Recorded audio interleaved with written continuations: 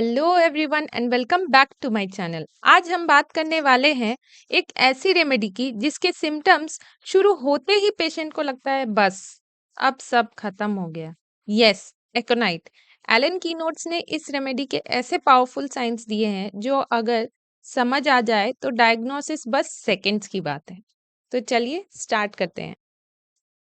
Common name monkshood, prover है Hahnemann, class 1 है, prepared from whole plant with root, family है Ranunculaceae. तो इसको ऐसे याद कर रख सकते हैं कि एकोनाइट, जैसा आप जानते होंगे अभी तक, कि फियरफुल पेशेंट होता है, एंग्शियस होता है।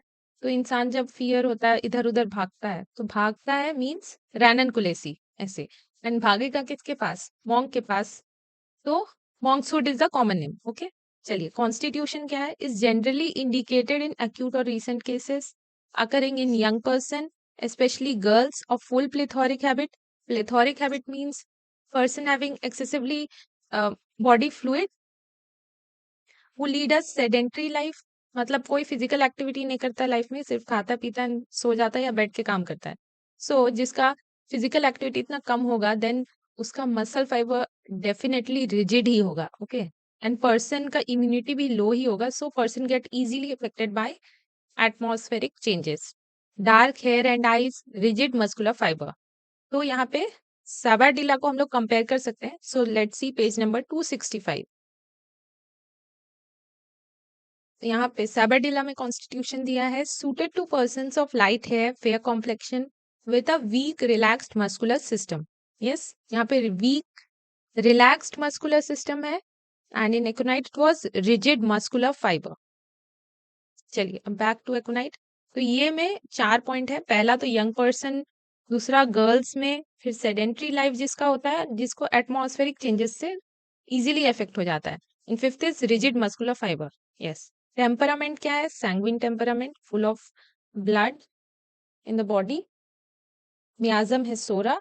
मेंटल जनरल्स देखते हैं। ग्रेट फियर, बहुत ज्यादा fear and anxiety of mind with great nervous excitability, afraid to go out, बाहर जाने से डर लगता है, to go into a crowd, crowd में जाने से डर लगता है, where there is any excitement और many people cross the street. Okay, फिर नेक्स्ट है द काउंटेनेंस। काउंटेनेंस मतलब फेशियल एक्सप्रेशन कैसा होता है उनका, इज एक्सप्रेसिव ऑफ फियर, चेहरा पे ही दिख जाता है कि ये डरपोक, डर रहा है। The life is rendered miserable by fear, हर एक चीज से लाइफ में डरता है, पूरा लाइफ ही उसका फियर के ही अराउंड घूम रहा होता है। Is sure his disease will prove fatal, predicts the day he will die, which medicine predicts the day and time in which he will die, is aconite. Fear of death during pregnancy, so death during pregnancy is important. In which medicine we see fear of death during pregnancy. Yeah. Next है restless anxious does everything in great haste, इतना restless anxious होता है, सब चीज जल्दी जल्दी जल्दी करना चाहता है। Must change position often, restless है तो इधर से उधर, इधर से उधर तो करते रहेगा। एवरीथिंग स्टार्टल्स हिम, छोटा से छोटा चीज भी उसको चौंका देता है। Hahnemann says, whenever aconite is chosen homeopathically, you must above all observe the moral symptoms and be careful that it closely resembles them. The anguish of mind and body, the restlessness, the disquiet, not to be allayed.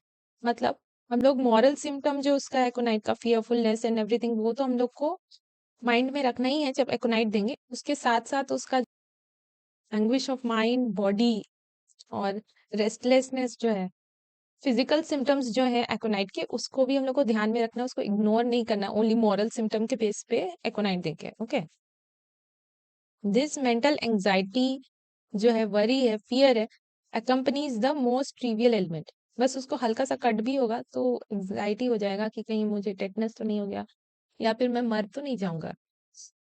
Such a fearful remedy it is. Next है music is unbearable, makes her sad. या music, this is very important. Music is unbearable, बर्दाश्त नहीं कर सकता, makes her sad. यहाँ पे Sabina compare करने बोला गया है। Let's see page number 266।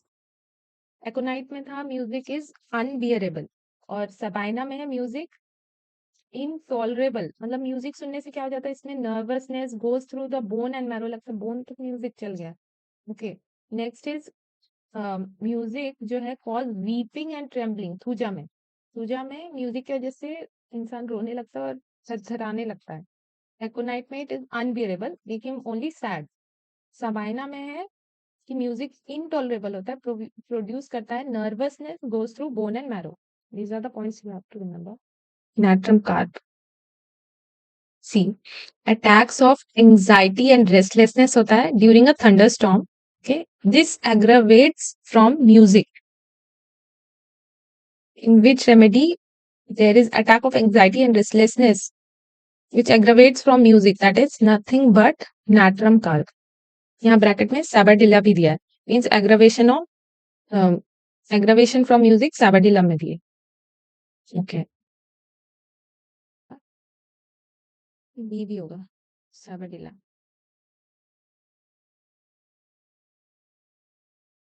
Okay, physical generals में क्या दिया है?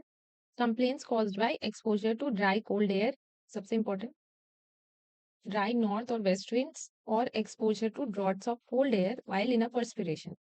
मतलब अगर पर्सपिरेशन के दौरान अगर किसी ड्यूरिंग पर्सपिरेशन के दौरान अगर किसी को कोल्ड एयर लगता है या फिर पर्सपिरेशन के दौरान बाहर जाते हैं कोल्ड एयर आता है, then if he has the complaints, then you can think of aconite. Bad effects of check perspiration, यही पर्सपिरेशन हो रहा है ना, अचानक से कोल्ड एयर या और कोई कारण की वजह से वो रुक जाता है, and due to that you are having complaints, then you can think of aconite. और check secretions, bad effects of check secretions और चेक डायरिया किसमें था? वो था एब्रोटेनम में, जो हमने फर्स्ट वीडियो में पढ़ा था। नेक्स्ट क्या है? For congestive stage of inflammation before localisation takes place. Initial stages of inflammation में भी हम लोग ये सोच सकते हैं। नेक्स्ट है पेन्स जो होता है इसका इनटॉलरेबल होता है। प्रायो ऑफ पेन में भी ये होता है, that is aconite, chamomilla and coffea. ये दीज थ्री आर प्रायो ऑफ पेन। तो पेन्स कैसा होता है इसका? इनटॉलरेबल, इतना ज्यादा बर्दाश्त के बाहर होता है, that they drive him crazy, he become restless at night. At night is important, इसका एग्रावेशन नाइट पे होता है पेन।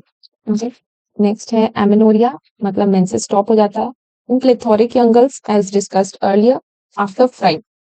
मतलब डर के कारण अगर एमेनोरिया हो जाता है प्लेथोरिक यंगल्स में, then you can think of aconite. Means after fright अगर सप्रेशन ऑफ मेंसेस हो जाता है, then you can think of aconite. क्या? Respiratory system, cough, croup, dry hoarse, suffocating, मतलब सफोकेट हो जाता है, इतना ज्यादा कफ होता है, ड्राई होता है, लाउड, रफ, क्रोकिंग आवाज आता है, hard, ringing, whistling on expiration. Cough, croup on expiration aconite. आपको याद होगा कि एसिटिक एसिड में भी हम लोग ने ऐसा ही सिम्टम पढ़ा था, वहां था कफ या क्रूप ऑन इंस्पिरेशन। एंड यहाँ पे कंपेयर करने बोला है कॉस्टिकम के साथ, page number 92। Cough with rawness and soreness in the chest, inability to expectorate sputa must be swallowed. ठीक है, relieved by drinking cold water and on expiration. Yes, कफ जो है रिलीफ हो रहा है drinking cold water, this is a very peculiar character, you have to remember. And cough on expiration causticum में भी है। ओके, एकोनाइट में भी था cough on expiration, but here it is cough relief होता है कॉस्टिकम में ऑन एक्सपिरेशन। यस, एकोनाइट में था कि कफ होता है, means it is kind of aggravation on expiration, and Causticum में relief on expiration cough. On inhalation किसमें होता था? स्पॉन्जिया में। तो take out page number 287। Do you remember Spongia का सिम्टम क्या था? It said that it aggravates on inspiration and before midnight. या राइट। क्रूप इसका जो था anxious, wheezing, aggravate during inspiration and aggravate before midnight. या एसिटिक एसिड का भी था एग्रावेट ड्यूरिंग इंस्पिरेशन, और aggravate during expiration is aconite. And now you have learned ameliorate during expiration is causticum, and aggravate before morning is hepasulfur. True.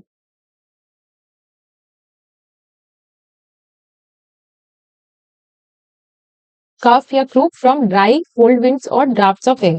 Okay, ठीक। Next है nervous system. On rising from a recumbent position, the red face becomes deathly pale or he becomes faint or giddy and falls as and he fears to rise again, often accompanied by vanishing of sight and consciousness. तो ये symptom पढ़ के आपको पता चल रहा है कि ये क्या चीज का सिम्टम है. Okay, it is orthostatic hypotension. मतलब वो जब लेटा रहता है, चेहरा रेड रहता है, जैसे ही वो उठता है अचानक हिज फेस बिकम पेल, देखो.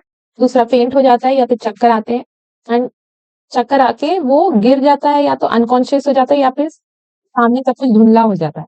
इसके कारण से उसको फिर से उठने में डर लगता है. Okay, this is orthostatic hypotension. Yeah.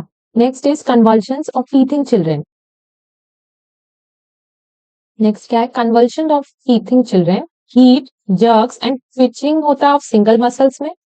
Child gnaws its fist, frets और फिर चिल्लाता है, and skin hot and dry, high fever. Yeah. During febrile seizures, you can think of aconite during the initial stage when there is no localization of fever, that from where the fever is coming. जो बच्चों में teething हो रही है, मतलब दांत निकल रही है, उसमें अगर गर्म सूखी त्वचा, चिड़चिड़ाहट, मुट्ठी चबाना और छोटे छोटे मांसपेशियों झटकों के साथ होने वाले दौरे को दर्शाता है.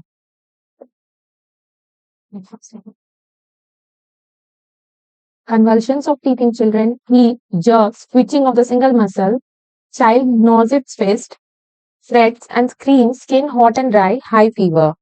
मतलब फेब्राइल कन्वल्शंस में इनिशियल स्टेजेस में जब लोकलाइजेशन नहीं हुआ है कि फीवर किस कारण से हो रहा है, you can think of aconite. Next है उसका फीवर. फीवर में क्या होता है? Skin dry and hot. Okay, face red होता है और pale and red alternately. Do you remember acetic acid में क्या लिखा था?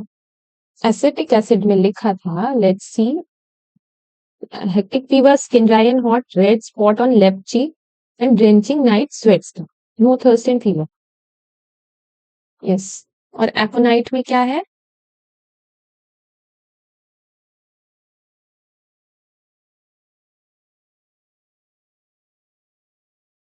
यस, एकोनाइट में है skin dry and hot, face red और पेल एंड रेड ऑल्टरनेटली होता है. This is important. या तो पेल होगा फिर अगला ही पल रेड होगा, मतलब pale and red alternately. Burning thirst for large quantities of cold water. Acetic acid में था नो थर्स्ट एंड फीवर, यहाँ पे बर्निंग थर्स्ट है large quantities of cold water के लिए. ओके, सो कैरेक्टरिस्टिक इज कि स्किन ड्राई हॉट है and he is having thirst for large quantities of cold water. Intense nervous restlessness होता है, tossing about, इधर उधर घूम रहा है, इन एगोनी. पेन इतना ज्यादा होता है, becomes intolerable towards evening and on going to sleep. तो यहाँ पे भी evening and on going to sleep aggravation हो रहा है. So you have to remember two things in aconite very clearly. Evening और नाइट में एग्रावेशन होता है एंड ड्राई कोल्ड विंड से एग्रावेशन होता है. या फिर बर्निंग थर्स्ट होता है for large quantities of cold water during fever. Aconite should never be given simply to control fever करने के लिए नहीं दिया जाना चाहिए. Never alternated with other drugs and especially belladonna के साथ नहीं ऑल्टरनेट करना चाहिए एकोनाइट को for that purpose. If it be a case requiring aconite, no other drug is needed. अगर एकोनाइट दे रहे हैं तो और कोई ड्रग देने का जरूरत नहीं है. Aconite will cure the case unless indicated by the exciting cause is nearly injurious. In first stages of typhoid fever में इंजूरियस होता है, should not give aconite. Aggravation, evening and night pains insupportable होते हैं in a warm room. Warm room में क्यों इसको aggravation होता है? You can think of it like that कि स्किन इसका ड्राई हॉट होता है एंड वार्म रूम में तो और ड्राई हो जाएगा. When rising from bed, yes, lying on the affected side. अच्छा, यहाँ पे कंपेयर करने बोला है हेपर को एंड नक्स मॉस्टाटा. हेपर का page number 147. Take out hepar sulphur. यहाँ पे क्या दिया है? एग्रावेशन हेपर सल्फर में होता है lying on the painful side. Aconite में भी था lying on the painful side. Okay, यहाँ और भी बहुत सारी मेडिसिन दी है. नक्स मॉस्टाटा में निकालते पहले हम लोग. यहाँ पे क्या दिया है? Aggravation lying on the painful side just like aconite and hepar sulphur. On painless side से एग्रावेशन होता है किसमें? फल्सिटिला में. This is very important.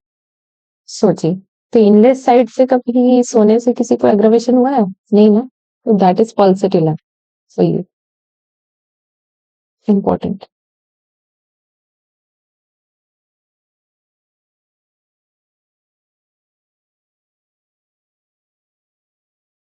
Next क्या है? या एम्युलरेशन होता है ओपन एयर में। See this is also characteristics open air में एम्युलरेशन, क्योंकि इसको ड्राई कोल्ड विंड से ही तो सारा एग्रावेशन होता है, लेकिन क्योंकि इसका स्किन हॉट एंड ड्राई होता है तो he feels good in open air.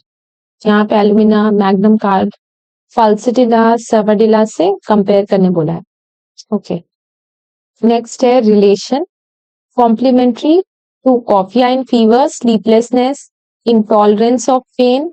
जैसा कि मैंने बताया था ट्रायल्स ऑफ पेन में कौन कौन आता है, एक है aconite, chamomilla and coffea.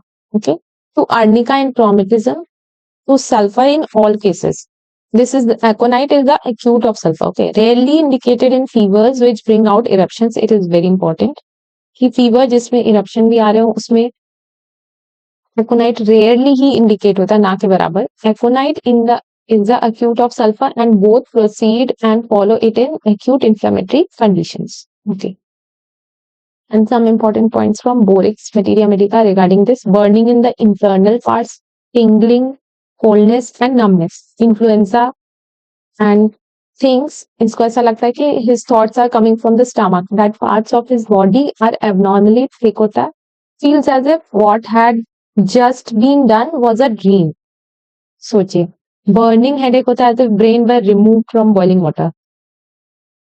What a thought process aconite has.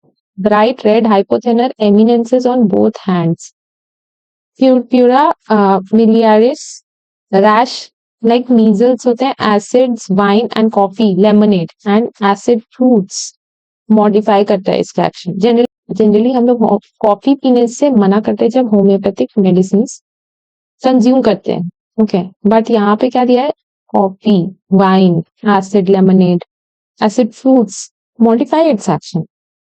Okay. So this is for today and thank you for listening. Before you leave, hit the like button, drop a comment और channel को subscribe करके bell icon जरूर press करें। आपका एक action से ये content और लोगों तक पहुंच सकता है। So thank you. Let's meet in the next video tomorrow. Thank you.